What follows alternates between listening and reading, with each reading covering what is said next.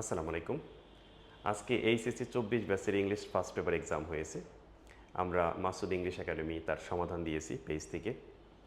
So আমাদের স্টুডেন্টরা কিছু ক্ষেত্রে কনফিউজড, কমেন্ট করছে যে আমরা একরকম অ্যান্সার দিয়েছি, উদ্ভাস আরেক রকম অ্যান্সার দিয়েছে, তারা এখন কোনটা বিশ্বাস করবে? সো আমার এই ভিডিওর উদ্দেশ্য কাউকে হেয় প্রতিপন্ন করা না। আমি যে সঠিক আমি সেটা জাস্টিফাই করতে চাই। একটু ভালো করে খেয়াল করেন কোশ্চেনটা কী ছিল।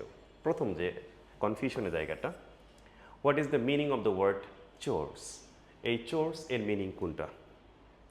এক্ষেত্রে উদ্ভাস এখানে অ্যান্সার দিয়েছে হাউস ওয়ার্কস। আমি এটা দেখাবো, আসলে আপনারাই জাজ করবেন কোনটা হওয়া উচিত। আমি দিয়েছি জবস। চলুন দেখি আসলে এখানে কোনটা সঠিক অ্যান্সার হওয়া উচিত। প্রথমত আমি আপনাদের সেই স্ক্রিনশটটা দেখা চাই, আমাদের স্টুডেন্টদের কনফিউশন। শুধু এটা না, আরও অনেকেই কনফিউজড যেখানে আসলে কোনটা সঠিক অ্যান্সার হওয়া উচিত। দেখেন যে উদ্ভাস এটা দিয়েছে, তো আপনি এটা দিয়েছেন, আমরা কোনটা বিশ্বাস করব? কনফিউশন হচ্ছে। ইন দ্যাট কেস আমি প্রথমেই এই শব্দটার মিনিং দেখাতে চাই। এই চোর এই কথাটা আসলে কি অর্থ প্রকাশ করে? যদিও আমরা অনেকে এসব হাউস হোল্ড চোর্স বলে অভ্যস্ত, গৃহস্থালির কাজকে বোঝাই, কিন্তু শুধুমাত্র চোর্স যখন বলা হয় সেটা কিন্তু কাজকে ইন্ডিকেট করে। আর জব একটা কাজ, simply a job or piece of work that is often boring or unpleasant but needs to be done regularly. এমন কোন একটা কাজ যেটা অনেক সময় বোরিং হতে পারে, আনপ্লিজেন্ট হতে পারে, বাট আমাদের প্রতিনিয়ত করতে হয়, এমন কোনো কাজ সেটা একটা চোর্স হতে পারে। এটা ক্যামব্রিজ ডিকশনারি দেখছেন আপনি, এবং তার সিনোনিম হিসেবে প্রথমেই দিয়েছে জব। একটা কাজ, সিম্পলি জব মানে কিন্তু সবসময় যে অফিসে যে কাজ করা সেটা না, যে কোনো একটা কাজ সেটা জব হতে পারে। আর এখানে থেকে যে ওয়ার্ডটা চুজ করা হয়েছে হাউস ওয়ার্ক, এখানে একটা ঝামেলা আছে। হাউস ওয়ার্ক কিন্তু একটা আনকাউন্টেবল নাউন। দেখেন এখানে এটা এটা অক্সফোর্ড ডিকশনারি দেখছেন আপনি। হাউস ওয়ার্ক এবং তার নিচে লেখা আছে আনকাউন্টেবল। আপনি বলতে পারেন ওইখানে তো হাউস এবং ওয়ার্কের মাঝখানে স্পেস ছিল, তাহলে ওয়ার্ক তো শুধুমাত্র হতে পারে না, তাও হবে না। শুধুমাত্র ওয়ার্ক শব্দটাও আনকাউন্টেবল, আপনি সেটাকে প্লুরাল করতে পারবেন না। শুধুমাত্র একটা একটা ক্ষেত্রে আপনি ওয়ার্ককে প্লুরাল ক্ষেত্রে ব্যবহার করতে পারেন। সেটা কোনটা?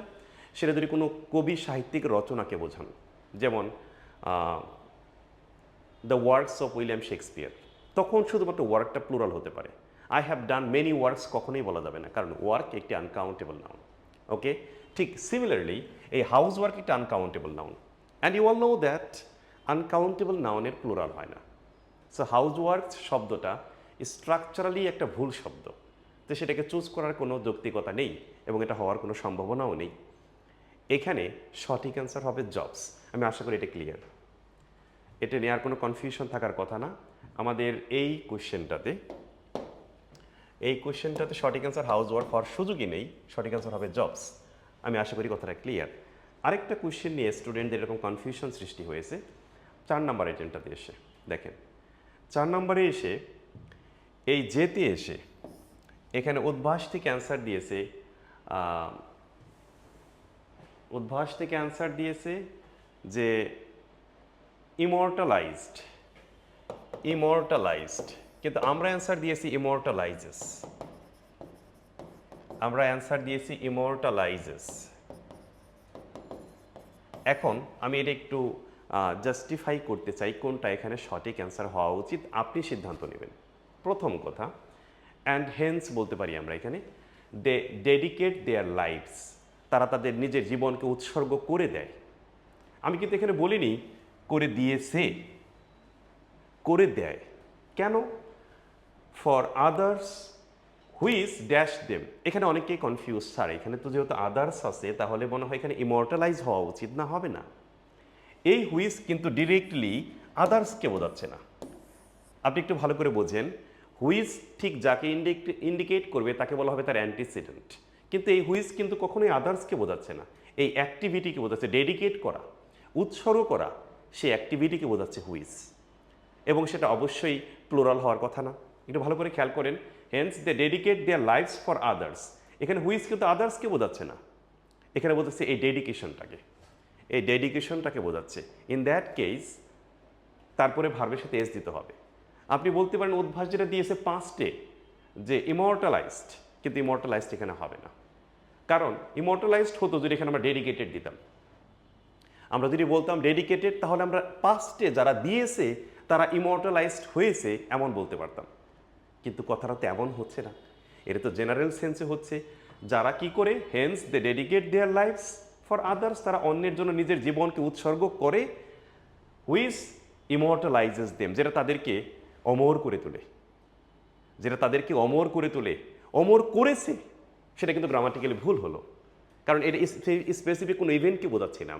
আমরা বলি নাই যে কারা কারা জীবন দিয়েছে তাদের কথা বলছি না, সাধারণত করে যারা নিজের জীবনকে এরকম উৎসর্গ করে দেয় অন্যের জন্য, এই কাজগুলো তাদেরকে অমর করে, নাকি এই কাজগুলো তাদেরকে অমর করেছে, এটা পাস্টে হবে না, এটা প্রেজেন্টে হবে। এটা ইন জেনারেল সেন্সে আমরা এটা নিয়ে কথা বলছি। ওকে, সো এই ইন জেনারেল সেন্সে যখন বলি আমরা, সেটা সাধারণত প্রেজেন্টে হয়। ওকে, এখানে ইমর্টালাইজেস হবে। আর এখানে যদি ডেডিকেটেড হতো, তাহলে এখানে ইমর্টালাইজড হতো। আমি আশা করি এই কথাটা ক্লিয়ার। তবে কোয়েশ্চেনটা অনেক পিকুলিয়ার হয়েছিল কিছুটা ক্ষেত্রে। রিয়ারেঞ্জের ক্ষেত্রে যদি বিশেষ করে বলি আমরা, রিয়ারেঞ্জের কোয়েশ্চেনটা বিশেষ করে তার বাবার কথাটা এখানে অ্যাড করে স্টুডেন্টকে অনেক সহজে কনফিউজড করে ফেলছে। কোয়েশ্চেনটাই পিকুলিয়ার ছিল। এখানে আরেকটা জায়গায় আছে প্রবলেম, সেটা হতো কোথায়, এই জায়গাটাতে এসে, the present government has schedule dash. এখানে যদি আমরা বলছি প্রজেক্টস অ্যান্সার হয় অ্যান্ড সাচ প্রজেক্টস রিসেন্টলি, আমরা বলি সেখানে গ্রেটলি হয়, greatly increase the lifestyle of the country people. But এটা আসলে সেন্টেন্সটা এমন হওয়ারই কথা ছিল না। এখানে এই অ্যান্ড আমার কাছে মনে হয় এটা ভুলবশত তারা দিয়েছে।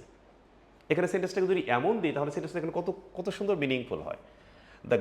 The present government has scheduled many such, এই many such projects, just and নাই মনে করেন, মেনি সাচ প্রজেক্টস রিসেন্টলি, আর ইনক্রিজে এখানে একটা টু হবে।